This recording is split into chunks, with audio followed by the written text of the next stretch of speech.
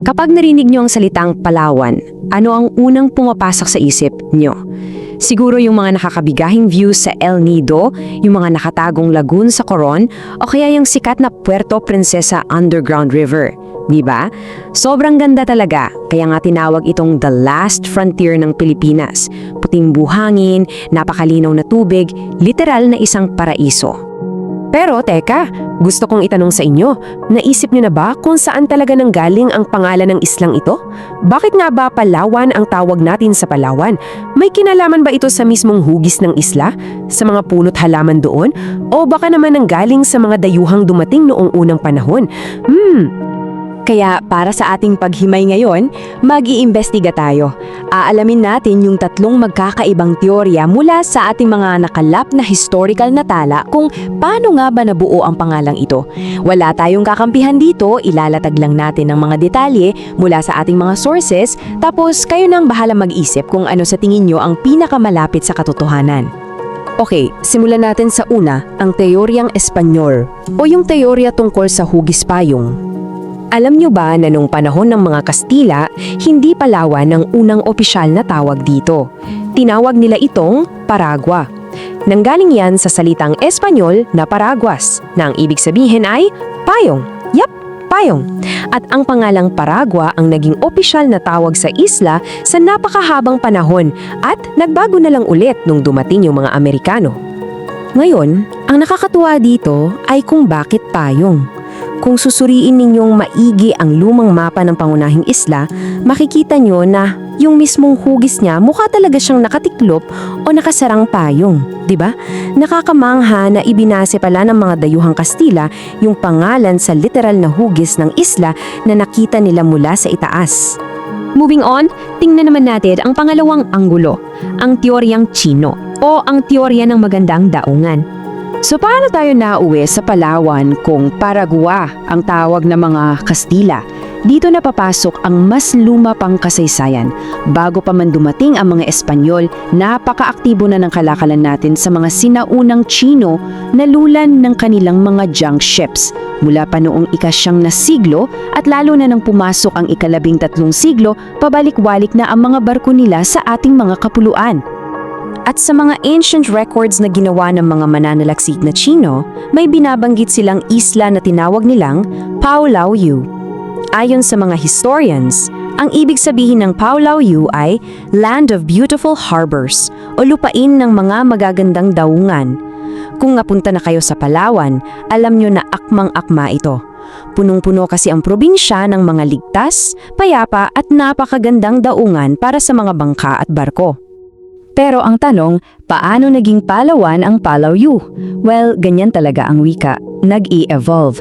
Isipin nyo, sa paglipas ng panahon, sa araw-araw na pag-uusap, sa pandinig at dila ng mga lokal at iba't ibang dayuhang mga mangangalakal, yung medyo komplikadong tunog ng Palau-yu, unti-unting umiksi hanggang sa naging Palawan. Okay, silipin naman natin ang ikatlo at huling teorya. At marahil, ito yung pinaka-grounded sa lahat. Ang teoryang katutubo na hango sa halamang pawala.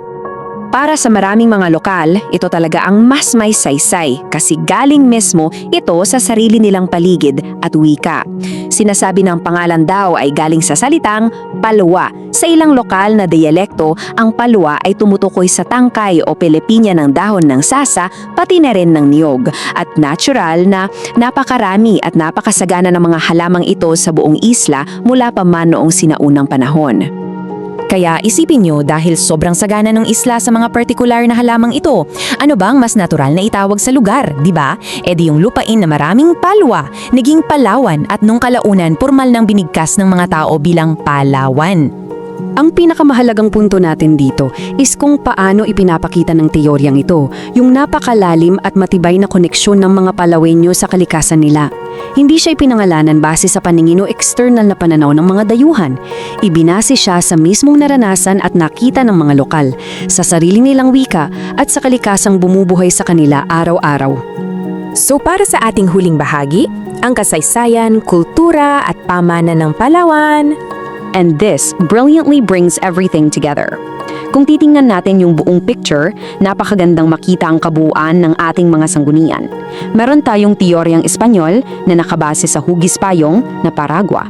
Yung teoryang Chino naman na galing sa mga gagandang dawangan na Paolaw Yu.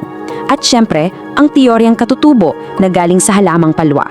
Tatlong magkakaibang wika at kultura, pero iisang napakayamang isla ang binibigyan nila ng pagkakakilanlan. Ano man ang piliin niyong paniwalaan, bawat isa dito ay mahalagang bahagi ng pagkakatao ng Palawan. Pinapatunayan lang talaga ng iba't ibang pangalang ito na ang Palawan ay hindi lang basta isang sikat na pasyalan o magandang background sa mga pictures natin. Tahanan siya ng mga natatanging katutubong kultura tulad ng mga Tagbanwa, Palawan at Molbog. At ipinapakita rin nito na bago pa man tayo naging isang ganap na bansa, ang ating mga kapuluan ay aktibo ng nakikipag-ugnayan sa mas malawak na pandaigdigang kasaysayan. Kaya bago tayo magtapos, gusto ko kayong iwanan ng isang katanungan. Alin kaya sa tatlong teoryong ito ang pinaniniwalaan ninyo? Sa pananaw nyo, ano ang mas nagbibigay ng tamang kahulugan sa ganda at kultura ng isla? O baka naman, may mga kwento pa kayong narinig mula sa mga ninuno o lolo't-lola nyo na taga-Palawan na hindi natin nabanggit dito. Nakaka-curious malaman, di ba? Inaanyayahan ko kayong ibahagi ang inyong mga pananaw. Maraming salamat sa pagsama nyo sa akin sa paghimay na ito at patuloy tayong matuto sa kwento ng ating kasaysayan. Kung nagustuhan mo ang kwentong ito, huwag kalimutang i-like ang video, mag-subscribe at i-on ang notification bell para sa iba pang alamat at kwentong bayan.